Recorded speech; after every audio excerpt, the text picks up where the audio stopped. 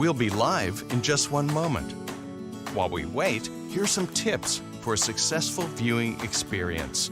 Make sure you're in a comfy spot. Turn your volume up. Get a sneak peek at what's coming next by clicking the red live icon on the right side of your screen. Turn on subtitles by using the language picker located above the video player. Don't worry if you miss something. The recording will be available on our event page starting tomorrow. And don't forget to join the conversation on social media. Follow us at Google for EDU and use our hashtag, #TheAnywhereSchool. Let's get going.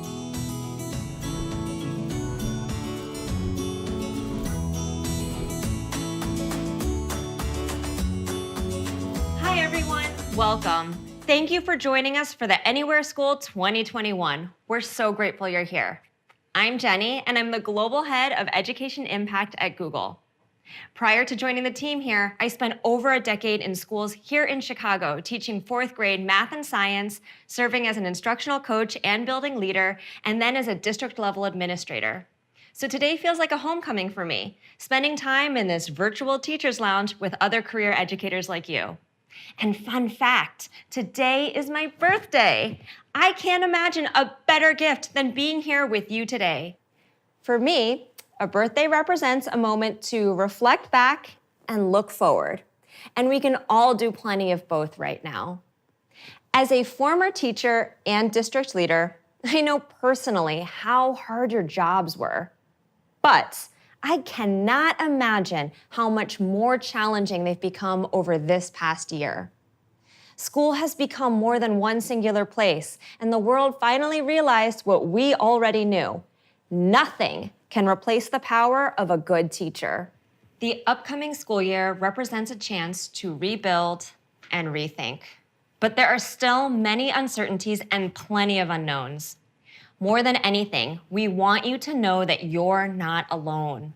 In the last year, we've launched more than 45 features in response to daunting new challenges brought about by the pandemic, and a shift to entirely new ways of teaching and learning. We believe that being helpful starts by first listening to what you need and then building it. And we're not going anywhere. Our goal is to find ways for our technology to continue being helpful, no matter what this new school year might bring. So today you'll hear from many of my teammates about the 45 new tools and features across our education products, including Classroom, Meet, Google Workspace for Education, and Chrome. These are all focused around a few core principles. First, collaboration. Virtually or in person, our tools are all about connecting you in meaningful ways. And now we're adding even more ways to work and learn together. Easy to use. Your time is a precious commodity, now more than ever. And so we're announcing new features that make our products even easier to use, giving you time back to focus on what matters to you and less on what doesn't. Engaging and inclusive. Whether you're back to in-person learning, still fully remote, or a hybrid of the two, we know the future will look a little different for everyone. We're introducing features to help ensure our products work for each of your learners, wherever they might be. Safe and secure. Underpinning everything we do, we know that a safe digital environment is critical and that you've placed your trust in us to protect your privacy and the privacy of your students. That's why we're adding new proactive security features and compliance updates, as well as giving you more control to keep your data private and secure. But the technology itself is not what's exciting. For us, it's all about what you can do with it. So today, you'll also have the chance to hear from 4 very different school leaders as they share their approaches to digital transformation, the highs and the lows, and the impact it's had on their students and communities. And with that, I want to thank you again for being here and for all you do to support your students and communities. Throughout the event, we'll be posting polls on our Twitter page. To join the conversation, head there now and let us know where you're tuning in from. And now for today's agenda. We'll start with what many of you have been waiting for, new feature announcements. You'll then hear more about how Google for Education helps you provide your school community with safe digital learning environments. And we'll finish up with a global customer panel. First up is Danita Morgan, who will share more about the updates coming to Google Classroom.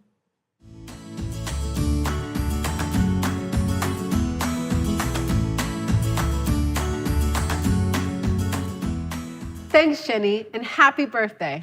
Hi, everyone. My name is Danita, and I'm a program manager for Classroom.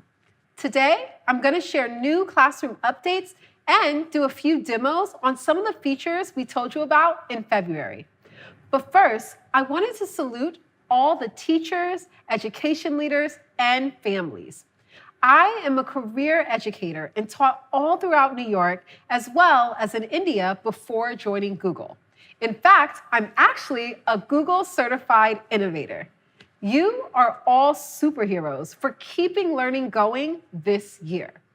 With that in mind, our team is more motivated than ever to make Classroom better each day. Over the last year, we've seen Classroom become a center for teaching and learning as we've expanded our capabilities. We're proud that many schools now use Classroom as their LMS. Teachers, you've supported Classroom from its start 7 years ago, which was built from the ground up to solve your real problems. And your consistent feedback has helped us stay in lockstep with your evolving needs. Education leaders, you have placed your trust in us by selecting Classroom for your school system, whether that's a district, state, or even an entire country. We know how complex your jobs are, and we take our responsibility to serve your needs extremely seriously. So one of our biggest priorities this year and beyond is to give education leaders greater visibility and control of Classroom so you can support instruction at any size school system. Change, as this past year has proven, is inevitable in education. So as the needs of your institutions continue to evolve, Classroom will also evolve to keep pace. With that, let's dive right in with updates on one of Classroom's top requested features, roster import. Starting this summer, U.S. districts with Google Workspace for Education Plus will be able to automatically set up classes and keep their rosters in sync with their student information system, powered by Clever. IT admins will create classes via Clever, meaning teachers will no longer need to manually create classes and invite students to join them, saving teachers loads of valuable prep time. And don't worry, this will not overwrite classes that teachers create individually. Let me show you what it looks like. First, schools will enable Clever rostering in the admin console. They should also enable the Classroom rostering app in Clever. Next, admins will follow a few easy steps to connect Classroom and Clever. We understand the importance of flexibility here, and as an admin, you can connect your individual school, entire district, or specific teachers. You have complete control. After following the setup guide and granting permissions, syncing commences. Once the sync is complete, Clever will email the admins with the report of what took place. And on the teacher side, they simply log into Classroom and see that all their classes have been created and automatically populated with the right students. They then accept the class and the courses are launched. Voila!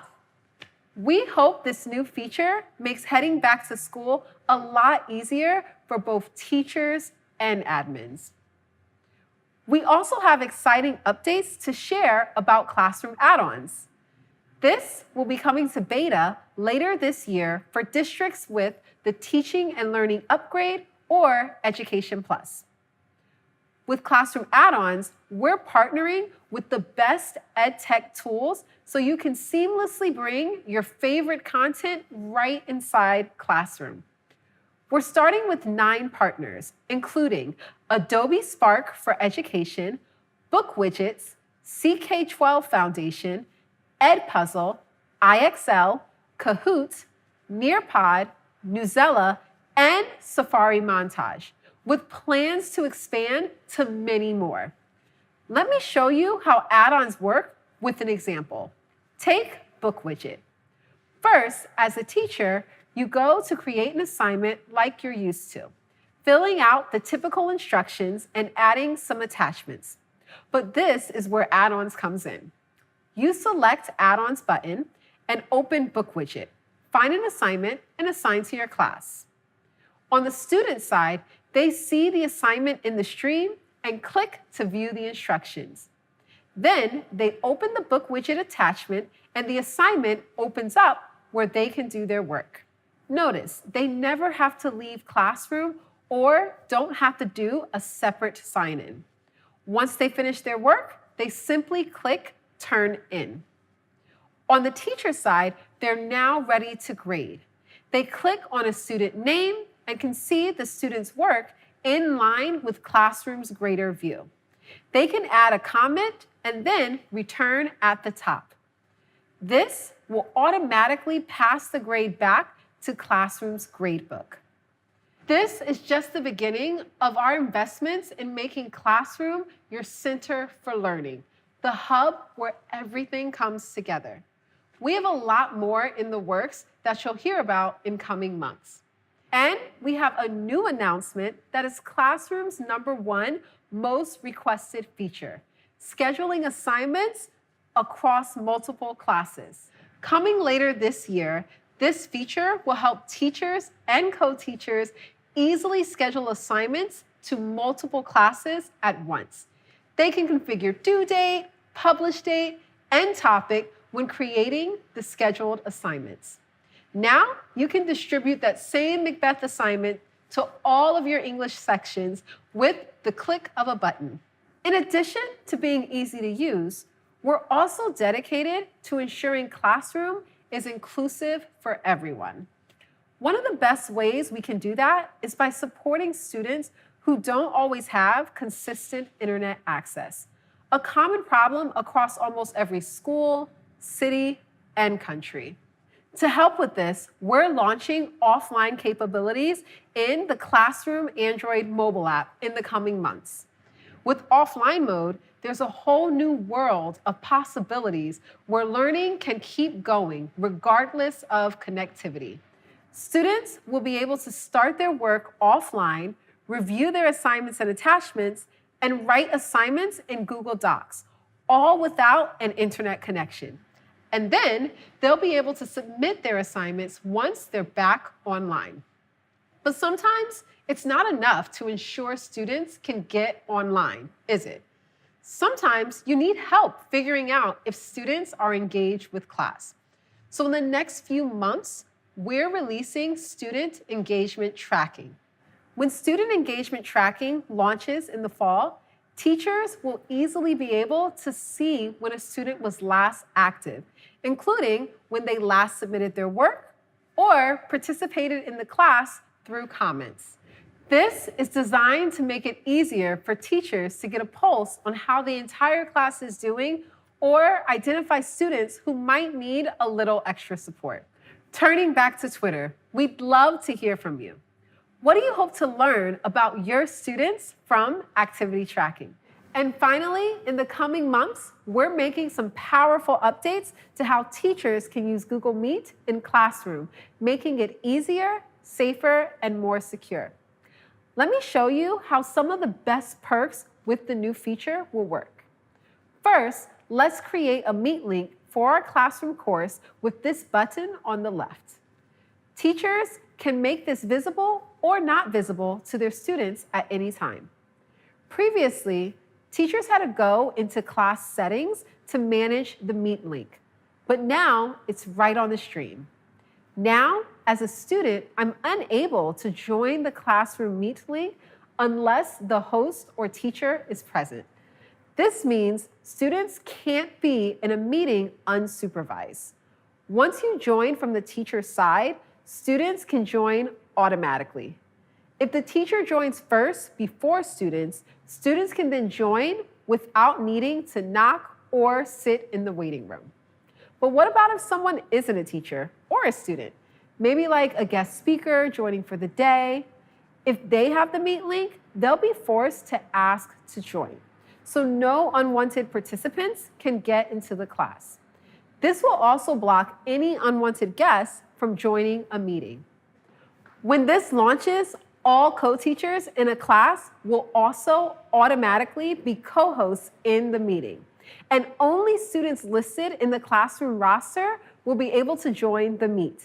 We're really excited about these adjustments to make using Meet in Classroom more secure and seamless. And this is just the tip of the iceberg for Meet announcements.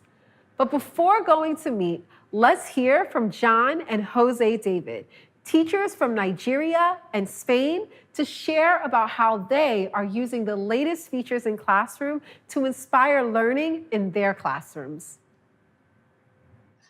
Thanks, Danita. Hello, everyone.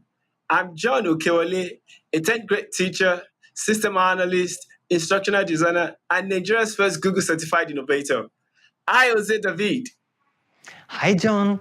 I'm Jose David, a 6th grade teacher from Spain, a Google certified innovator, and host a podcast, a blog, and a YouTube channel about using Google tools in your classroom. So, John, what do you think of the updates? Jose, the update list is impressive. The new roster import functionality tops the pack for me. Teachers like me can now reduce the time it takes to set up classes, and that will aid back to school preparation tremendously. What are you most excited about? I'm excited about the classroom add-ons. I love using other edtech tools like Puzzle or Kahoot, and being able to integrate them directly into classroom assignments will be amazing. Yes, Jose. The new add-ons are super cool.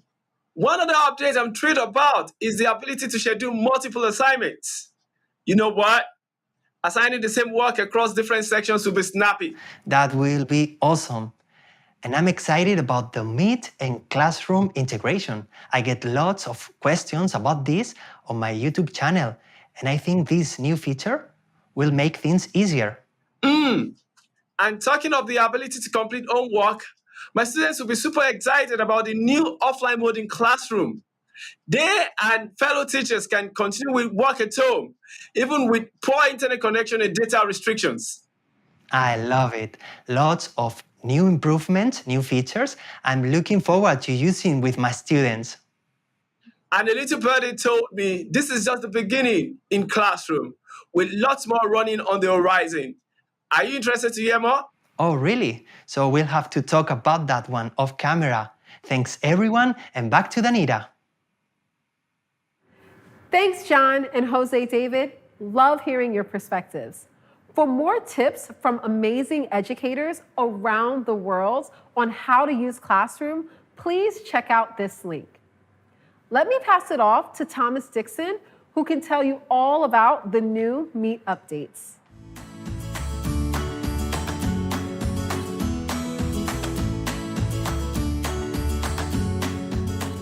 Hi, I'm Thomas Dixon, or TD, Program Manager working with the Google Meet team. A little over 1 year ago, video conferencing became an essential tool for teaching, learning, and staying connected. We've been inspired how Meet has enabled educators like you and students to connect anytime, anywhere, and we're working hard to make sure Meet continues to serve the evolving needs of your school communities. Let me first provide an update on how we're making Meet even easier to use. In order to make it easier for you to engage with your students while presenting, we've recently rolled out a new, refreshed Meet experience that allows you to see your presentation content and your students at the same time. You can easily unpin your presentation to see more of your students on the call, and names are always visible, so you can quickly see who's who. We also recently announced that Meet will soon start supporting multiple hosts, making it easier for you to partner with other people helping to manage a class. You'll be able to choose hosts in meetings, and all meeting hosts will have access to safety controls by default. This feature will be rolling out in the coming months, and we've put together a demo to show you how it will work. Imagine I'm a teacher who wants to make a visiting teacher a co-host as well so they can lead today's class. First, I open up the People panel to see everyone in the meeting. I select my co-teacher, Alexis, and choose Add as Co-host. Now, from Alexis's perspective, I am now co-host and can access all of the same safety controls as the original meeting host. And as Danita mentioned earlier, once the classroom integration launches, all co-teachers on the classroom roster will be co-hosts automatically. We're also making a number of improvements which will make Meet even more engaging and inclusive for all types of learners. In the coming weeks, we're improving hand raising so students can participate with even more confidence, and teachers can easily see and hear who raised their hand with an improved hand raise icon and sound.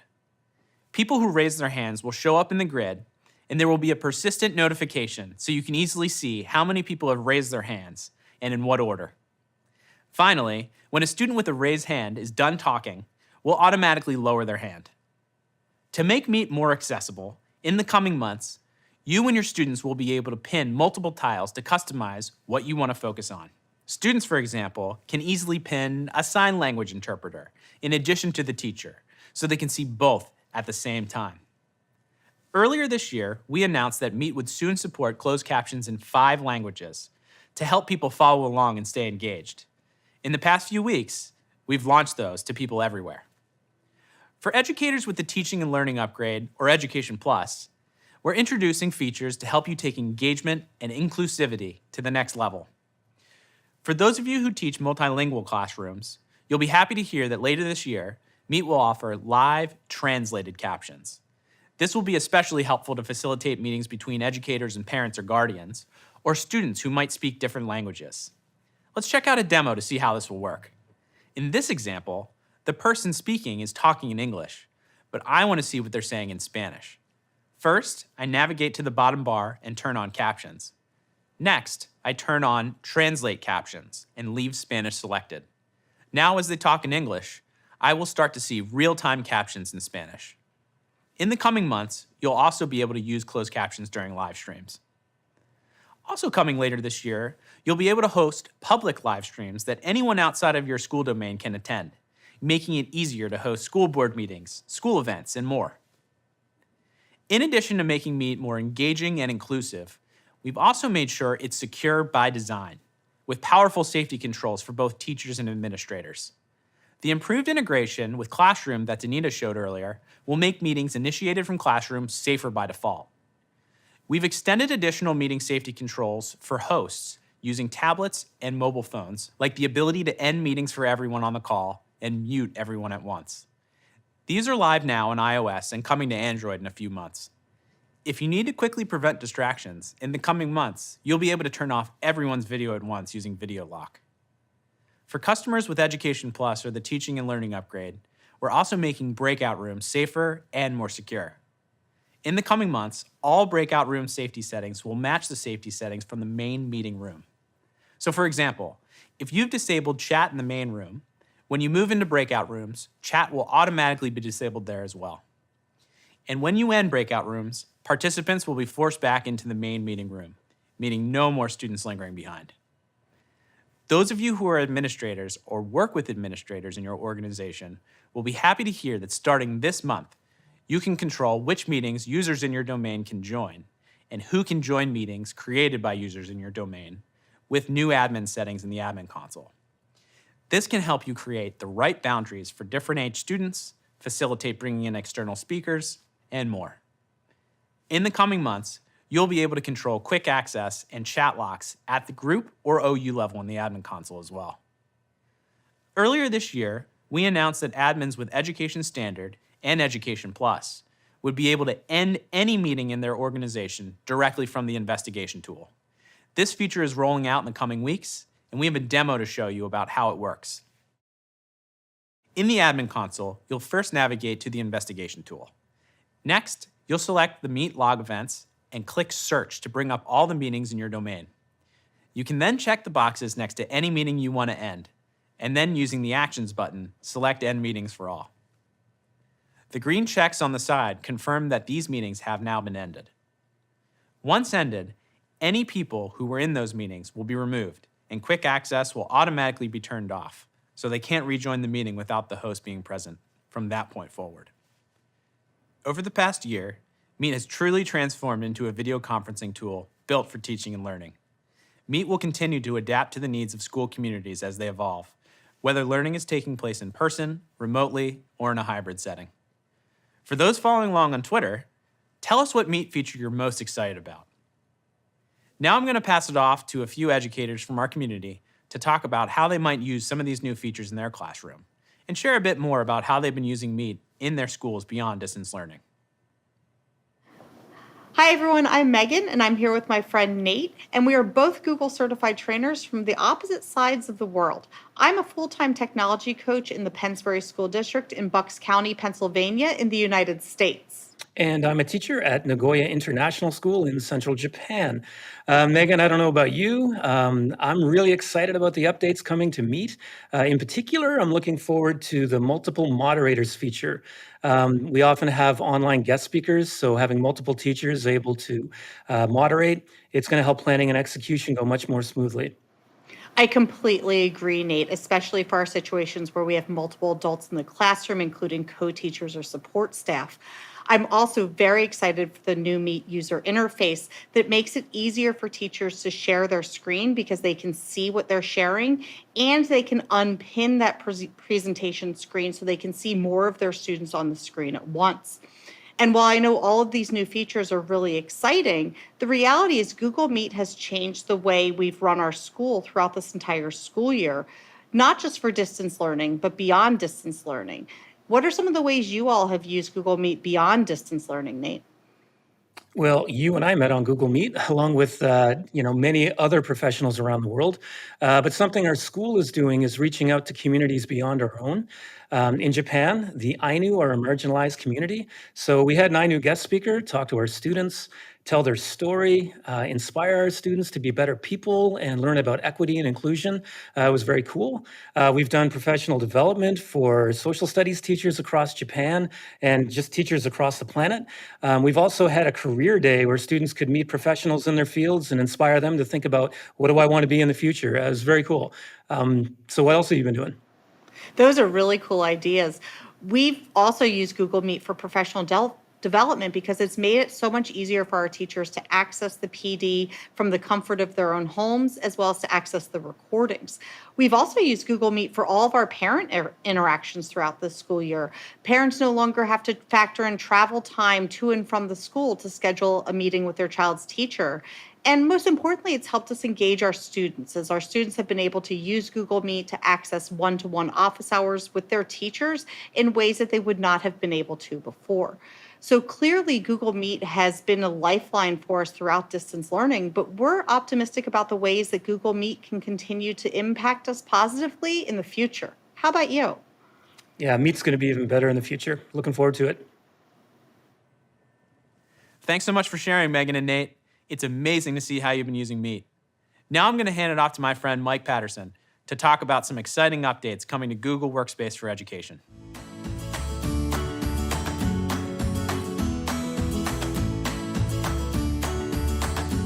Hi, my name is Mike Patterson, and I'm a proud former classroom teacher and administrator and member of the Google for Education team.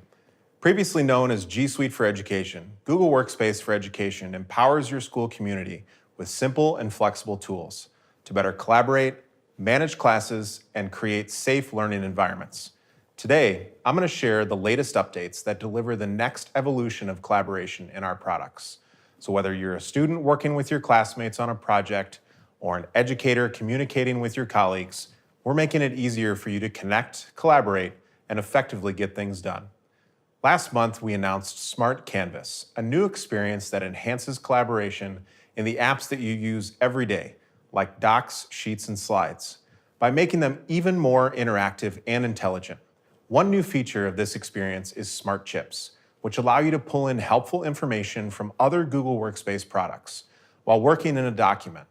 For example, if you're a student working on a group project, you can quickly embed files from Drive or tag other students in your group right into your document by typing the @ sign. Once people are tagged, just hover over their name to quickly chat, email, or set up a meeting. We also recently added interactive checklists to Docs to help you stay on track with whatever you're working on. Checklists are similar to bulleted lists, except you can mark items once they are complete. so satisfying to click that little box. In the coming months, we're introducing table templates in Docs. One of my favorites is topic voting templates, which lets you easily gather feedback directly in Docs. You could use this by having your class vote on topic or project ideas, keeping them engaged and involved in their learning. Imagine using this to ask the time-honored question of, what are we doing this summer? Last year, we introduced grammar suggestions in Docs to help provide tips and catch tricky grammatical errors. For Education Plus customers, later this year, we're rolling out the next phase of writing tips in Docs and adding assisted sheet analysis in Sheets. In Docs, this will include warnings about offensive words and language, as well as other stylistic suggestions. Admins can easily turn this off if they prefer not to have it on in their domain. In Sheets, assisted analysis will provide formula suggestions that make it easier for everyone, not just data analysts, to derive insights from data. These suggestions can help guide students and reinforce concepts to make their writing and analysis skills more impactful. We're also making our products work together more seamlessly, so teachers can focus on what they do best. You can now easily present your content to Google Meet directly from Docs, Sheets, and Slides with the click of a button. This allows you to quickly present and see participants and content at the same time, back in the Meet tab.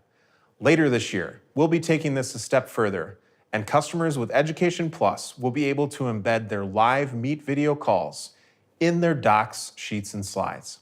This will make it even easier to see each other while collaborating together. Altogether, these improvements are going to change the way we work, making it easier to collaborate with anyone from anywhere. By using these tools at school and at home, your students will build important collaboration skills to be better prepared for the workplace of the future. We know how much is on educators' plates right now, so we're making our tools even easier to use so you can get valuable time back to focus on your students.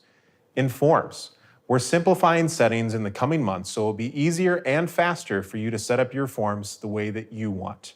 For example, you'll see a new settings tab at the top of your forms with key settings made more discoverable, like the option to make a form a quiz, and control default settings that get applied to all your forms and quizzes. And to make your forms more fun and personalized, we're launching more than 20 new fonts for you to choose from. Earlier this year, we also announced Forms would soon start automatically saving your draft responses for 30 days or until your submission was complete.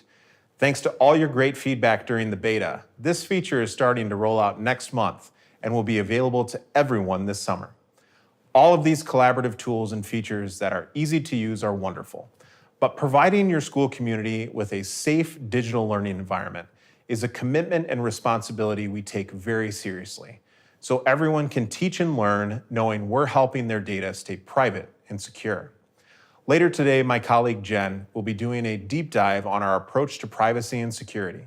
Additionally, today, we're announcing how we're strengthening the security of all Google Workspace for Education customers with Drive security improvements and adding additional advanced security for Education Plus and Education Standard customers. Drive already has built-in protections to help block phishing and malware content shared from external organizations. Now we're adding enhanced protections to Drive that allow admins to enable this kind of protection within their organization's internal Drive to further defend against insider threats and accidental sharing of malware. Additionally, new Drive Trust rules will give Education Standard and Education Plus admins more advanced controls around how files can be shared within and outside of their organization. For example, if an admin wants to allow a subset of faculty to be able to share documents with anyone in their district, but only allow students to share files with people in their specific school. Drive Trust rules are rolling out in beta in the coming months and will be widely available later this year. Education Standard and Education Plus admins will also soon have added controls to classify files stored in Drive based on the content's sensitivity levels and enforce strong data loss prevention rules according to that classification with Drive labels. You'll even be able to set up data loss prevention rules to have Drive automatically classify files for them. This can help you be more proactive about protecting some of your community's most sensitive data, like personally identifiable information or proprietary research. Okay, that was a lot of great stuff that I wish I would have had when I was using Google Tools with my students. For those following along on Twitter, we'd love to know what you're most excited about. Now I'm going to pass it off to Lucy and Peter, educators from the United States and Brazil, to talk about how they might use some of these new features in their classroom. Thanks, Mike. And hello, everyone. My name is Lucy, and I'm a middle school teacher in Burbank, California, in the United States. And my name is Peter. I'm a technology teacher at the Pan American School of Bahia here in Brazil. Honored to be here today. Me too, Peter. It seems like we both work in a multicultural, multilingual environment. That's pretty cool. Awesome, Lucy. That's great. Then tell me one thing. What were you most excited about the new updates? There are a lot of things I'm really excited about, but one thing I'm a big fan of is forms. And I am so excited for this autosave feature that's coming soon. I can already imagine starting something on Monday, saving it, and then coming back to it later in the week. And that is going to be a game changer for me and my classroom. What about you? Yeah, absolutely. Google Forms is already great for engaging and collaborating with the students, and the improvements are going to make it even better. I'm personally a big fan of the possibilities the Smart Canvas features are bringing. I cannot wait to have it. Me too. I agree with you. One thing I'm super excited about are the interactive checklists in Docs. So I don't know about you, but my students are middle schoolers and they can get pretty disorganized. And so I like making checklists for them to help them keep on track of their due dates and their assignments. The bad part is that as soon as I make the checklist, they lose it. So I love the idea of having it in a digital space that they can come back to later and they don't have to fish it out of their backpacks. You know, it's just right there for them. Awesome. And speaking of Google Docs, this assistive writing feature is really exciting for when we're working on digital citizenship. Then we can improve our communication skills in the virtual world. There's a lot to learn. As a technology teacher, I see students often have fear of using formulas in spreadsheets. It's not just the students, Peter. I'm afraid of it too. So this is really exciting. So imagine I have no words to describe how happy they will be, and even we will be, when they finally overcome their fear with the new assisted analysis feature. Lucy, I think we've got plenty of homework to make for them. Let's do it. No, I think we've got plenty of homework to do. We've got to check out all these cool features. Let's do it. Thanks, Lucy and Peter. Now I'm going to pass it off to Helen to talk about updates coming to Google Chrome.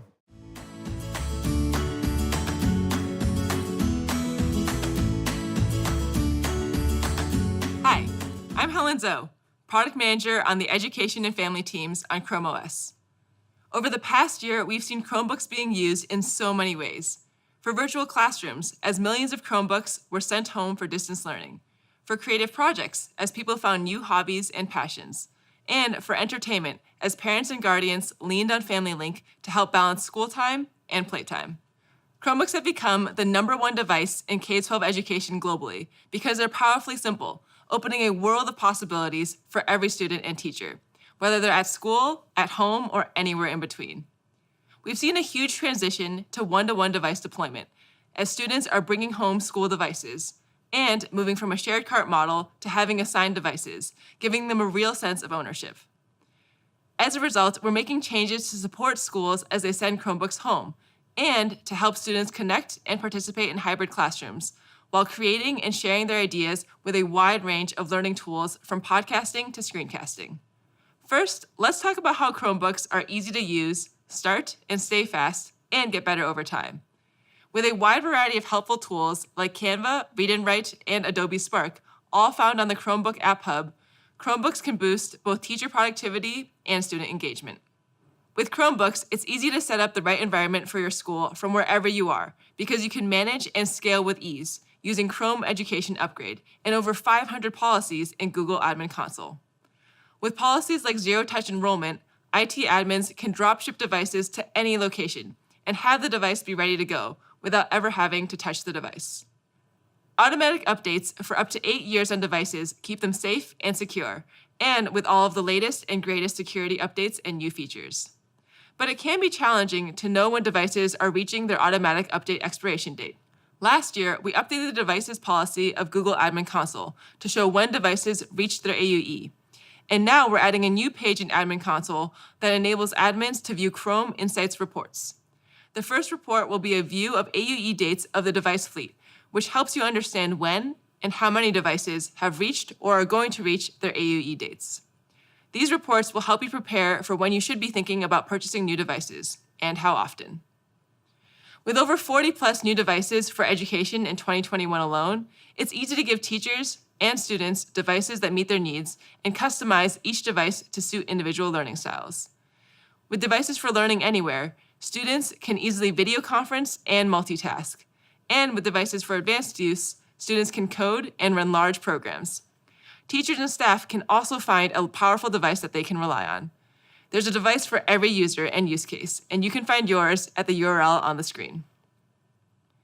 With the transition to one-to-one device deployments, where students can now have their own Chromebook and make it their own, we're adding even more features to make it easy for you to pick up your device and start using it quickly. This August, we're rolling out PIN logins for education users. This means that instead of having to remember so many long passwords and spend time typing them in, students, educators, and admins will be able to type in a simple 6-digit PIN to log in. When students are logging into a device with the appropriate security hardware, meaning an H1 security chip, they will be prompted to set up a PIN and will be able to log in or unlock their Chromebook using that PIN going forward. We hope that this will help students, especially younger ones, and teachers spend more time using technology to learn instead of having to spend lots of extra time logging in or setting up. Next, we'll talk about how Chromebooks come with built-in accessibility and productivity features right out of the box. Powered by Chrome OS, they are regularly updated in the background while your educators and students work. And when you customize your accessibility settings once, they follow you wherever you log in next. For students who may need an alternate input into their Chromebook, we have switch access, which is the ability to use the built-in keyboard or an external device via USB or Bluetooth to control their cursor. Coming in August, we're introducing point scanning, which is a new navigation mode for switch access. It allows users to select any point on the screen by first having a user choose the horizontal location they want to select and then having them choose the vertical. Chromebooks also come with 2 magnifiers built in, a full screen magnifier and a docked magnifier. We've just added a new panning method to our full screen magnifier. In addition to the current ability to pan the screen when your mouse hits the edge of the magnified viewport, you can now keep the mouse centered on the screen and have the viewport pan as you move the mouse. And speaking of built-in, Chromebooks also have 2 different forms of spoken feedback, which are great for students or educators who are blind or low vision or just learning how to read. For those who have significant vision loss or are blind, Chromebox is a full system spoken feedback. And for those with low vision or specific learning or print disabilities, Select to Speak is an on-demand screen reader for certain text or certain parts of the screen. And we recently released screen shading and new controls that let you speed up, slow down, or pause the reading voice in real time and easily jump to different sections of text. To help users better understand how to use Chromebox, we just released new tutorials, including a quick orientation for new users, which automatically launches when Chromebox is activated, along with interactive lessons, which ask users to execute commands or press designated keys to continue, and a practice area for small set of lessons, which allows users to practice what they've learned in a sandbox environment. Best of all, the tutorial is also available for touch devices. Finally, to ensure that your school and students stay safe, every Chromebook comes with advanced security at the core. Built-in security features include automatic updates, sandboxing, verified boot, data encryption, and more. We'll talk more about Google for Education's commitment to security and privacy in the next session. We're excited to see how you'll be using Chromebooks in your classrooms and at home this year. Now I'll hand it over to 2 educators from the US to talk about how they'll be using these features. Thanks, Helen. Hi, everyone. I'm Tammy Lind. I'm an instructional coach in the South Milwaukee School District in Wisconsin, and I work with teachers and students using Chromebook accessibility features both in the classroom and during remote learning. And hi there, I'm Susan Herder. I'm a technology coordinator for Mounds View Public Schools in Minnesota. We've been a Google district for over 10 years, and we have about 12,000 Chromebooks that we manage. So, Tammy, what did you think of those Chrome OS updates? I know that they are really going to impact our kids, and I can't wait to get started using them with teachers. Teachers are going to be so happy with the PIN login. I know that our teachers of our youngest students have spent so much time just teaching them to log into the Chromebooks that this is going to be a game changer for them.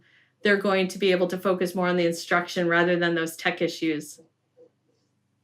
Absolutely. We use our Chromebooks all the way down to 4-year-olds, and the PIN feature is going to come in really handy. When we closed in 2020 and went to remote learning, we had to really work with our youngers to make sure that they could log into their Chromebooks and get what they needed. With the new PIN login, that is going to make it so much nicer for teachers and for staff. Mhm. And I think too, for the accessibility features like the panning method to the full screen magnifier, those are tools that teachers can also use to help focus student instruction. So we can use them well beyond just the accessibility piece, but to really enhance teaching and learning. That's a great idea. With these features, any student, teacher, or staff member who would benefit from assistive technology and accessibility just will have access. The tutorials are really going to come in handy for people that are just getting started in assistive technology. Yeah, I can't wait to get the Chromebooks back into the hands of the 12,000 teachers and students this fall. We're having our 6th graders through 12th graders take the Chromebooks home so we can extend learning anytime, anywhere. That's great. We're starting an elementary virtual academy for families that have chosen to stay virtual into next fall.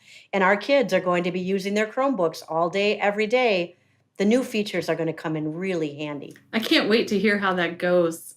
Thanks, everyone. Back to you, Helen. Thanks, Tammy and Susan. Now we'll hear from Jen about our commitment to helping schools build safer digital learning environments.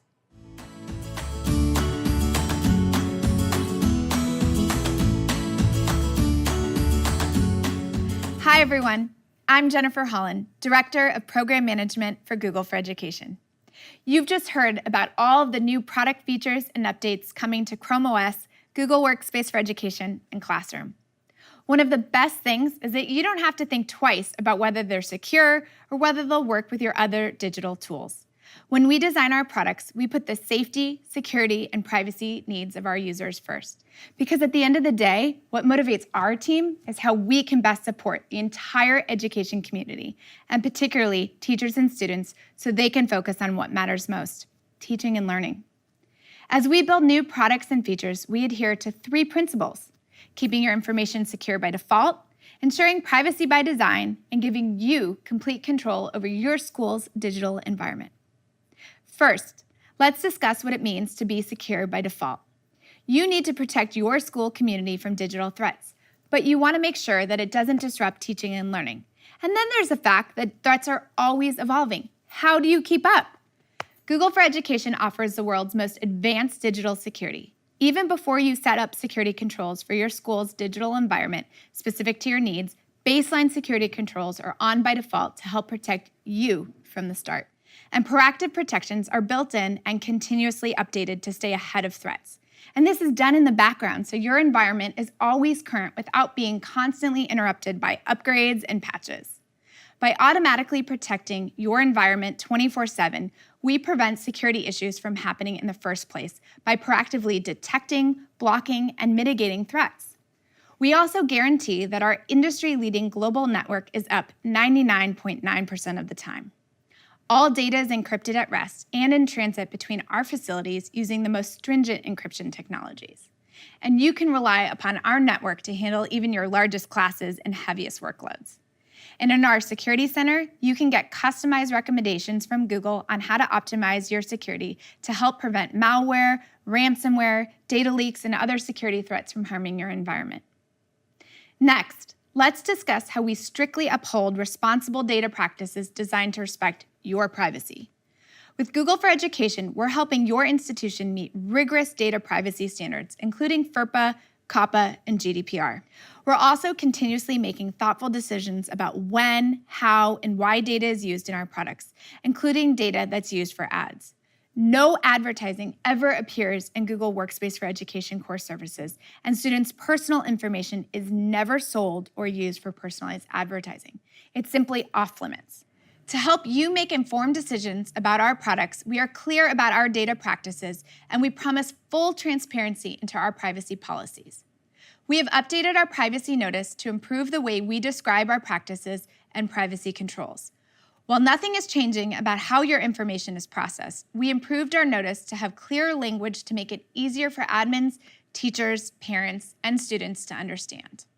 Finally, we design our products to give you complete visibility and control.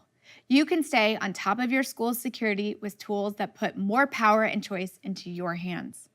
For starters, you own your own data in core Google Workspace services, period. That means you retain full intellectual property rights over your customer data and control who can download it and when. You can get real-time alerts so you can act immediately if an incident occurs and customize the security dashboard to get reports on your security status at any time. If you want even more advanced security capabilities, you can layer on additional features by choosing premium options with the different versions of Google Workspace for Education, including a centralized security center that gives you full visibility into your environment. Now that we've shared a little bit about our security and privacy principles, let's talk about what's launching next school year to help provide more visibility and control for admins and teachers as they build safe digital learning environments. For starters, we're introducing a new age-based access setting to provide a safer experience for students under the age of 18 when using additional services, which are Google products that can be accessed outside of the core Google Workspace for Education suite. These products include YouTube, photos, and maps, among others. In the coming weeks, we'll ask all admins from primary and secondary institutions to indicate in the admin console which of their users, such as their teachers and staff, are over the age of 18, using organizational units or groups. Then, in early September, students who are under 18 will see a series of changes across Google that provide them a safer experience. If admins don't make a selection by then, primary or secondary institution users will default to the safer under 18 experience, while higher education institution users will default to the over 18 experience. These default settings are not locked, and admins can always adjust them. For example, here's how the YouTube experience will change for students under the age of 18. Students under 18 will only be allowed to consume YouTube content, but not create. This means features like posting videos, commenting, and live streaming will be disabled. If any of these users had previously uploaded videos using their school Google account, they'll be able to use Google Takeout to download their content if enabled by the administrator. We're also making changes if an admin has chosen to disable YouTube. Users will not be able to view YouTube videos on youtube.com. Many teachers and schools love YouTube because it has such a rich library of compelling instructional content, and we hope these changes give educators even more opportunities to use it as a tool for learning. We're also changing the default experience for Google Search for users under 18. Previously, many schools used our network filtering capabilities or those from third-party filtering providers to protect K-12 students from visiting websites that contained age-inappropriate content. But those only worked on schools' physical campuses. So, moving forward, any students under 18 signed into Google Search with their school Google account get the safe search experience, filtering explicit content from their search results. Additionally, all K-12 EDU users signed into a Chrome browser or Chrome OS device will be defaulted to Safe Search On. These Chrome users will also be defaulted to Safe Sites On, which blocks going directly to identified age-inappropriate URLs, and guest mode and incognito mode turned off so that students can't get around those policies. These policies will be changing for both new and existing K-12 EDU users, and those who have not overridden these policy defaults will see the new ones later this year. For all these policies on Chrome OS, admins can still change these policies for individual organizational units, like for educators who need access for lesson planning purposes. This way, we provide a safer learning environment for students while giving admins more choice and control and more visibility into what students are doing online. We're also prioritizing helping students be safer online and good digital citizens. Just last week, we launched a refreshed curriculum of our Be Internet Awesome program. Be Internet Awesome is a program used by millions of students and educators globally that teaches kids the fundamentals of digital citizenship and safety. We designed it to assist educators, parents, and guardians help younger students explore the online world safely and with confidence. It's also fun for the kids because of Interland, an interactive video game that reinforces what they learn. Thanks for spending time out of your day to learn more about our privacy and security updates. As I mentioned at the start, what motivates our team is how we can best support the entire education community, and particularly teachers and students, so they can focus on what matters most, teaching and learning. Our commitment to you is that we will continue to create tools and services that are secure by default and private by design, all the while giving you complete control over your environment. Thanks for listening. Now I'll pass it to Dean Stokes for our global customer panel.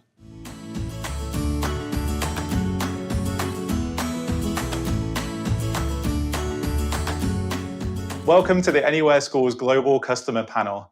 I'm Dean, the Education Product Adoption Manager for Europe, Middle East, and Africa here at Google. It's no secret that COVID-19 has disrupted the way that we teach and learn. Practically overnight, technology became embedded in everything that we do, which has its benefits and challenges.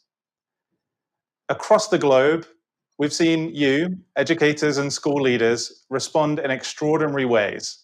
And we have 4 people with us today to talk to us about their journeys. So before we get started, let's find out who we're speaking to. So Philomena, over to you to introduce yourself. Thank you, Dean. Hello, everyone. I am so honored to be here. My name is Filomena Pizzulli. I am a math and science teacher in middle school, and currently I work at Leonardo Sciascia School in Taranto. I am so happy to be here, and I would like to share with you my love for IT and digital learning, especially, obviously, Google World. And for that reason, I started my journey in Google first of all with Google Educator Level 1 until the last one, Google Innovator.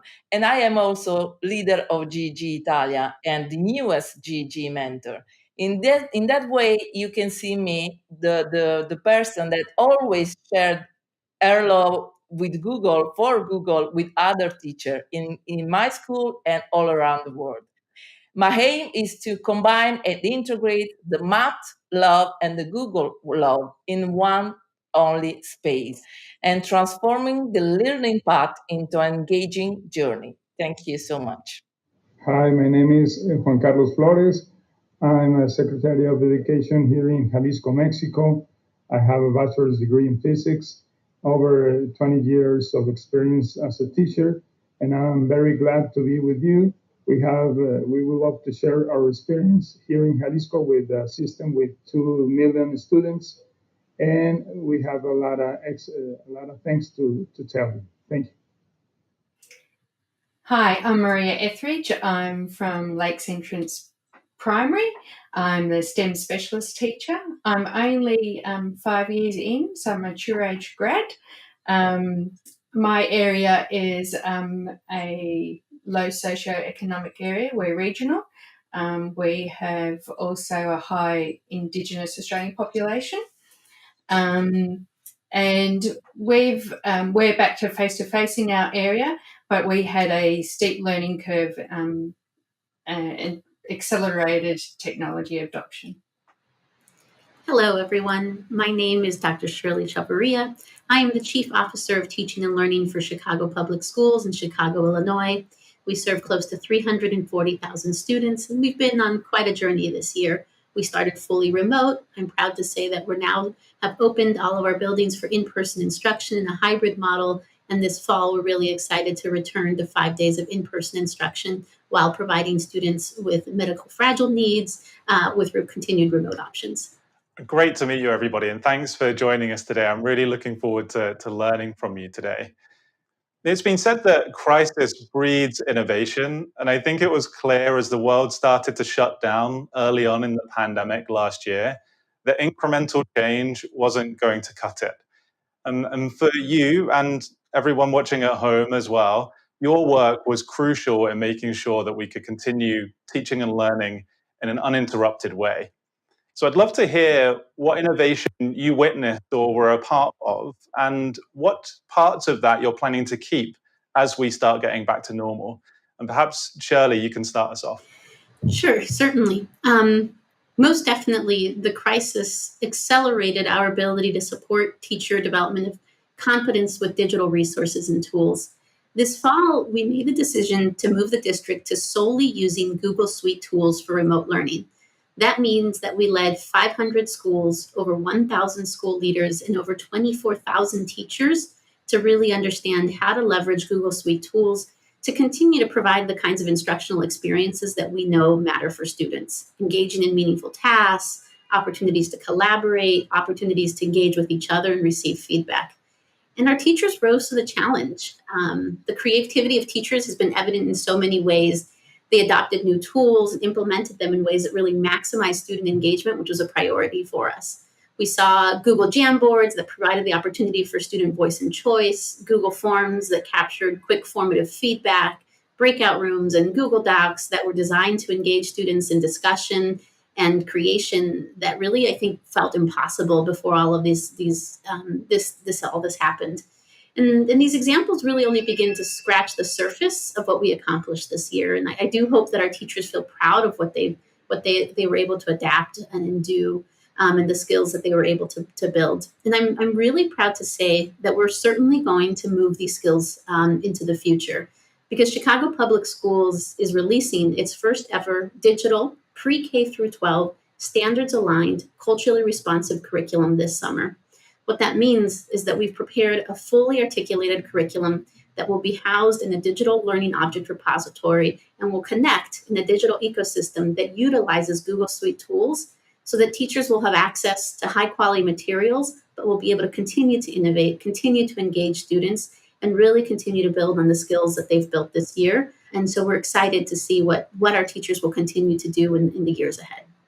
Thanks, Shirley. And Juan Carlos, for you thinking about your whole region, how was this for you? What innovations did you really see from your teachers? Well, we feel very proud of our teachers because they were able to have a digital culture transformation. It was amazing. For us, it represents going from 0 accounts to more than 800,000 institutional accounts with Google Education. That allowed us to start a very aggressive digital training. We have almost 71 courses available. We enrolled in the first weeks more than 4,000 teachers. And from then, we have been seeing a very broad applications of the platform. It was very interesting that we had made the decision that every one of our 13,000 schools have like a free choice for using certain tools. And it was amazing because when you don't take decisions in one desk, in one office, and trust every one of your schools, you get excellent results. So what we're seeing is that hybrid education is going to be for us now on, because we already noticed that even small children are very interested in technology. Their parents, families here in Jalisco are making very big efforts to have the technology they need in their houses. And we did it in the first days of the pandemic only with 20% of our students. Now, for more than a year, we have been studying in-house. We have opened our schools since 2 months ago. And we right now have all the schools open for supporting students. That 20% that has a very difficult time to reach technology. But we are sure in the near future all the students will have this technology because we are making a very big network with the internet to our schools. So we're very excited to see how all our faculty is evolving and getting very interested in technology. Thanks, Juan Carlos. Filomena and Maria, I think training was just mentioned in there. And I wonder how it was for you in your kind of virtual classrooms. Did you feel like you were ready for this innovation? And what kind of things were you doing with your students? Perhaps you can share, maybe Maria. Okay.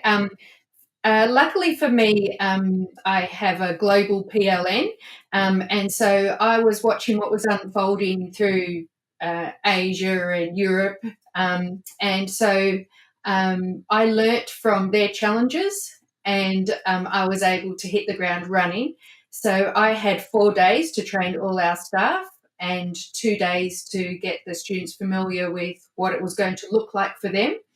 Prior to this, we had also come out of the bushfires, and because we're regional, so that sense of community was even more important. So initially, our focus was even on the social emotional side of things and making sure that we kept that connection going and that communication. And then, as we were comfortable with that, we evolved in the concentration of the academic side. But we were only a 20 lab computer, and we had about they were desktops and 4 desktops in each classroom. And then with the Department of Education and Training in Victoria, we were able to get devices one-to-one for 3 to 6s, and huge changes from that. It was really, really good. We heard from Shirley some of the uses of the tools among the teachers in Chicago public schools. Filomena, Maria mentioned they're getting a device to everybody. How was the access for you and your students, and how were you reaching them through virtual teaching? Oh, great question, Dan, because when we went into lockdown, as you mentioned before, almost overnight, everything seemed new and we were absolutely not ready. One of the most difficult things was the digital divide. Not the only student had a mobile phone or a laptop to join virtual classroom. So with my principal and my other colleagues, we decided to open up our IT rooms and gave all our laptop or mobile devices to our students that they have not. In that way, we could reach out. I think the main part of our student, maybe the whole organization, and so we were so happy. But at the same time, we had so much difficulties because not all the students or the family were ready to join the virtual classroom, to use Google Workspace username, password, and we spent so much time on the phone. For example, I answered so many calls from grandparents to them, also grandparents, because they are the people that take care of children, and maybe sometimes they help the grandchildren to join virtual classroom. And then when we come back this year on September, we went in person, totally in person at the beginning. Then we we had hard times in Italy, and students say talk to teacher and say, teacher, why we don't keep Google Classroom? Why we don't use Jamboard? However, if we are in person, and that was the moment that I realized that the innovation, the transformation was done. For me, this is what the most remarkable and memorable moment in my teacher life. Really, I bet it's been a phenomenal 18 months. Really, really challenging and difficult, and it continues to be in many parts of the world as well. You mentioned there that kind of an unintended consequence, if you like, was that you had to get devices out of your school to give them to students. And whilst crisis might breed innovation, it's definitely not without its challenges. And so I'm wondering from the others, were there any other unintended consequences that you faced, that you're dealing with, and how are you thinking about maybe solving for those moving forward? I'll offer a small one, but I think an important one. So when we moved to remote instruction, we took care to really articulate and craft the expectations for what we felt was everything. So, who could be in a Google room and when adults would be there and what the expectations would be, how much time should be spent in literacy versus math, and within that time for literacy and math, how much of it should be synchronous and asynchronous, and what qualifies as synchronous and what qualifies as asynchronous, and all of this kind of very much kind of detail and agony about how to reconstruct our world for instruction. But one thing we didn't include was ideas or suggestions for how to support less structured student social time, or in other words, recess. So we got remote learning off the ground, and we heard loud and clear from our students and our families that they missed recess. They missed having the time to connect with friends outside of academics and interact and play and talk to each other. And we just simply didn't account for that. And so certainly many school leaders and teachers did account for that, even though we didn't. And they independently came up for ways to make sure that they continued to provide that for students. But when we moved into a hybrid instruction, we were very intentional about making sure that we supported our schools with ideas for how to make sure that that student who is still at home and the student who is now in person had those opportunities for social interaction through things like maybe small lunch groups or structured playtime during recess through a meets. And while not huge, I do think it reminds us of this important thing, which is that we all desire the opportunity to connect, play, and experience joy together, and that as educators and as leaders, we have to also dedicate time and energy to ensuring that we make that possible for our students on a daily basis. So definitely something that I'll think about and continue to think about how we use technology and just value time in our school buildings. Definitely. I mean, I've been working from home since March last year, and I felt exactly the same, actually. One of the challenges at the beginning was I'm only really talking to my colleagues in meetings. And even for adults, for us, that social time is really important. And there can be an element of guilt that comes with that, I think, sometimes, that, I'm in class, so I should be working, or I'm speaking to my classmates and we should be doing work. But that time is really important. The rest of you, have you also faced kind of similar questions or anything related or different that's come up? We had a scenario. It was towards the end of remote learning for us. So the kids were allowed to return back, but we weren't allowed to have any parents on site. And being a regional area and community, as I've mentioned, and sport, being Australian, we had our cross-country, in-house cross-country event.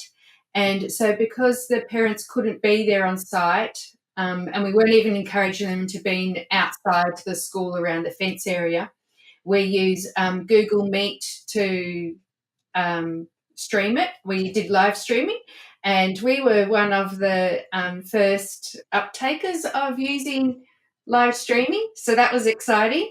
And we had students commentate the race as well as having the live camera going. It was awesome. We got a write-up in the paper, and it was really, really good. I love that. Unintended consequences can maybe have kind of negative connotations, right? But that sounds like something that was super fun for the students as well. Do you think it's something that you'll carry on and you'll do again in future? I hope so, because there was a level of involvement that was different. And so the kids that couldn't participate or didn't enjoy participating in the running could be commentators. So there was still a whole community involvement, a whole school community. So it was good. I guess related to that point, I think it's fair to say that some students have probably thrived in this situation. They've maybe been able to connect differently, and this has worked really well for them. And on the flip side, there are students that will have really struggled with just looking at a screen and interacting with teachers and their classmates through a screen.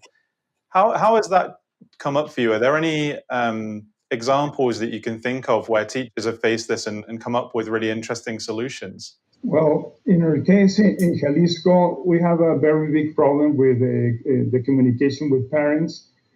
So we thought it was very interesting for us to support families to have at least a minimum condition for students to have access to education during the pandemic.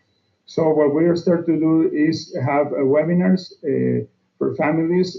We create Recrea Familia, which is like a conference to support the parents, to show them the briefs of the technology, the ABC of technology, and it worked very well. We have a congress.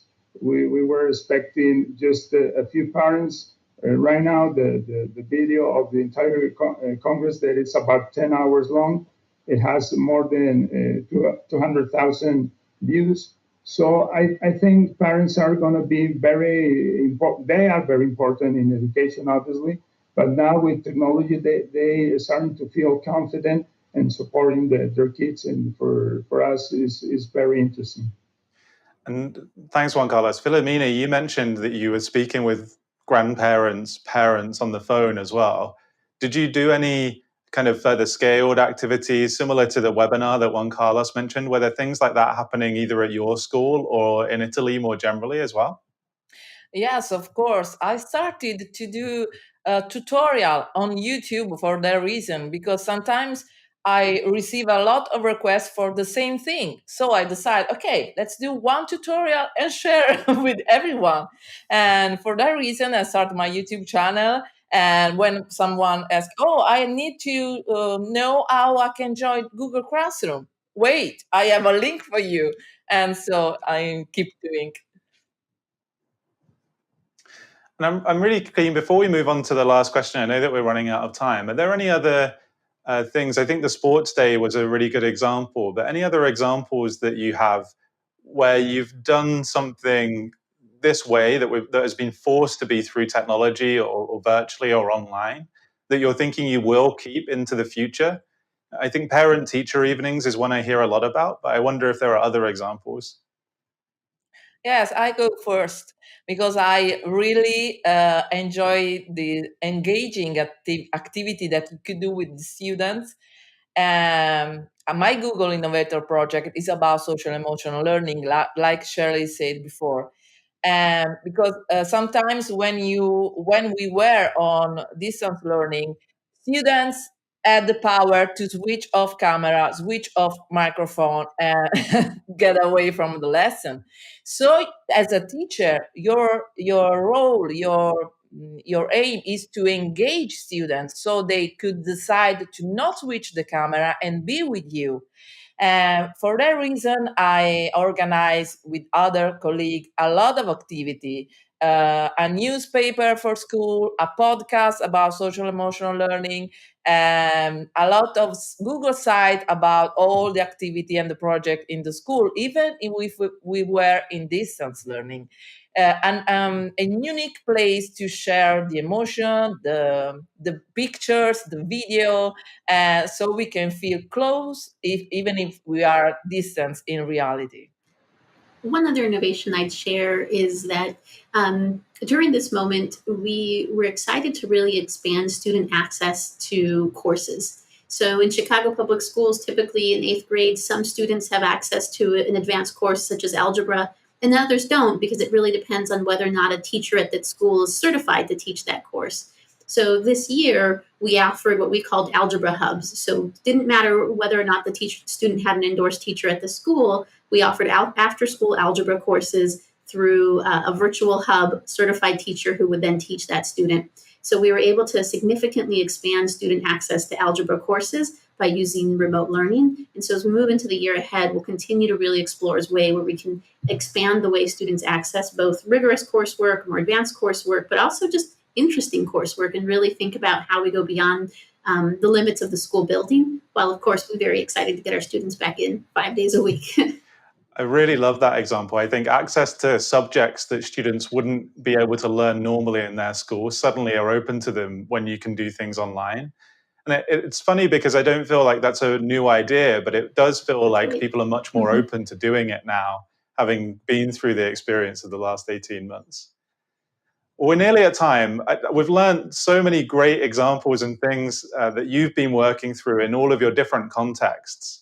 So I'd love to hear whether you have a kind of single piece of advice or one particular thing on your mind that you've learned that you would like to share with everybody watching today? Perhaps we'll go to Maria first. I think that this is exciting times. I think we're going to see a lot of change, in the future of education. If you think about Sir Ken Robinson and his talk about changing education paradigms, I think that this is starting to happen, particularly for us regionally. It's a big change. So I just encourage educators really to have a go and not be afraid, and that we're all lifelong learners, so we need to set the example for our students. Really love that. I always used to say to people when I was training, don't worry, you can't break it. I was just thinking that the pandemic made us clear that technology will replace teachers, that we might have the best technology in classroom, but the important things are the relation between the teacher with their students, the pedagogical intervention, the social interaction. And therefore, I consider that our greatest learning during the pandemic has to be we have to emphasize the human aspect of education, prioritizing two fundamental components to achieve education development.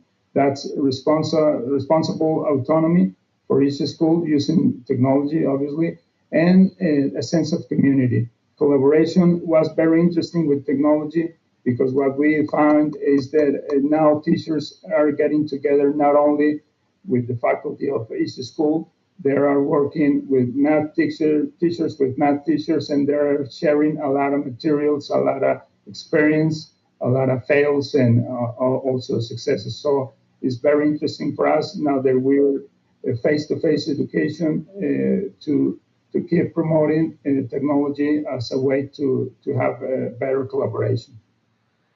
Juan Carlos, I really love what you said, because it's exactly what has come to mind for me.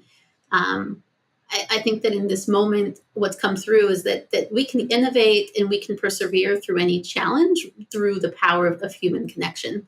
And so as we move forward, I really wonder, how do we create space with each other in the classroom, in our schools, and in our daily interactions to value each other's identities and lived experiences, our relationship with each other and the community we create? I think that if we really center ourselves on those ideas of identity and relationship and community, we'll continue to create the conditions needed to really learn, grow, and innovate. Can I answer with a metaphor, Dean? Because listening to my colleague, all the speeches remind me about an image.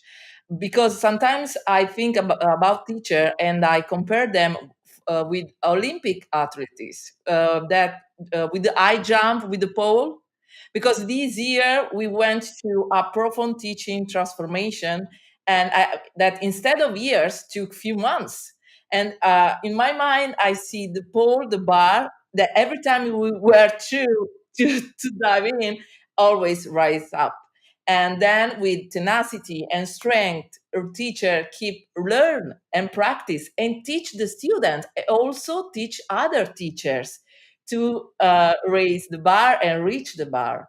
And if we think about 1 year ago, we feel incredibly proud of our teaching path. And so if we imagine 1 year from now, we have to practice and still learning and keep learning, because I think that teachers are the real superhero. Absolutely. I couldn't agree more. And I'm in awe of everything that you've all achieved. Those points about human connection, I think, are really important. And I don't think technology will ever be able to replace a teacher because of that. Technology will never be human. And I think, if anything, it's just going to signify the importance of the human connection when we are together in person, no matter what happens moving forward with hybrid learning or being on video more often, perhaps. And it has been a really challenging 18 months. But listening to you all and just hearing stories from educators that have been using our tools around the world for the past 18 months has made me really optimistic. So a huge thank you to all four of you for joining us for this panel again. And thank you to everybody at home watching along. This wraps up the Anywhere School event 2021, but please do continue the conversation online using hashtag the Anywhere School, and we'll see you again soon. Thanks.